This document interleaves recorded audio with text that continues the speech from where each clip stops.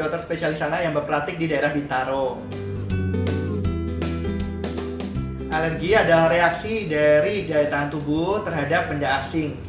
Benda asing ini yang kita sebut alergen, apabila berinteraksi dengan orang yang tidak memiliki alergi, maka tidak akan menimbulkan gejala apa-apa. Akan tetapi, pada individu dengan alergi, benda asing atau alergen ini akan memunculkan reaksi dari daya tahan tubuh yang dapat berupa ruam-ruam merah yang gatal pada kulit, bersin-bersin atau batuk, dan juga gangguan pencernaan. Alergi memang dipengaruhi oleh faktor keturunan atau genetik.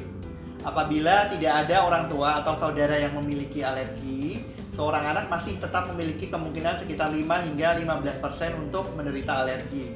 Apabila salah satu dari orang tua atau ada saudara yang mengalami alergi, maka kemungkinan anak juga menderita alergi adalah sekitar 20 hingga 30%. Akan tetapi, kalau kedua orang tua memiliki alergi, maka kemungkinan seorang anak untuk juga menderita alergi adalah sekitar 40 hingga 60%.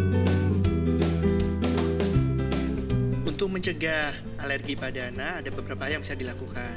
Yang pertama, sejak di dalam kandungan, ibu harus menjaga supaya nutrisi dari ibu itu lengkap dan bergizi.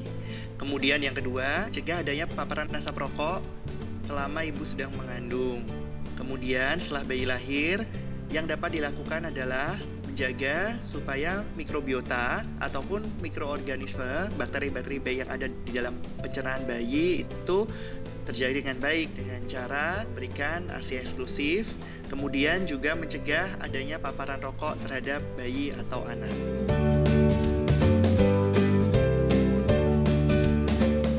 Jadi dalam setiap tubuh manusia itu ada yang disebut mikrobiota atau mikroorganisme yang ada di dalam tubuh kita yang terdiri dari bakteri, virus, jamur maupun mikroorganisme lain. Apabila mikrobiota ini berada dalam kondisi baik, maka kemungkinan bahwa seseorang akan menderita kondisi-kondisi seperti penyakit, peradangan maupun alergi akan lebih kecil.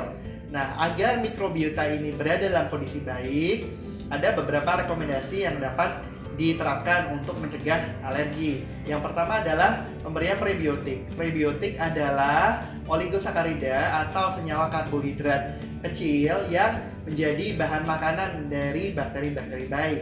Sementara probiotik adalah bakteri baik yang apabila diberikan kepada manusia dalam jumlah tertentu, dia akan bisa menimbulkan manfaat bagi kesehatan. Nah, simbiotik adalah sinergi atau kombinasi dari prebiotik dan probiotik tersebut.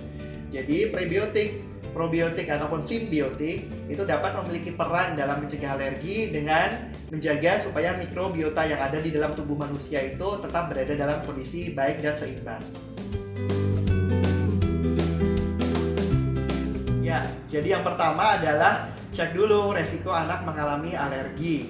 Jadi lihat apakah salah satu atau kedua orang tua mengalami alergi atau ada saudara juga yang mengalami alergi.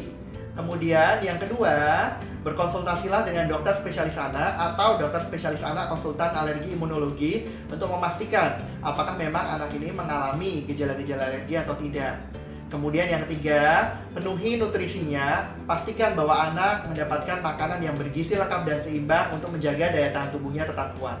Sekian info mengenai pencegahan alergi pada anak. Semoga informasi tadi bermanfaat bagi parents semua. Sampai jumpa!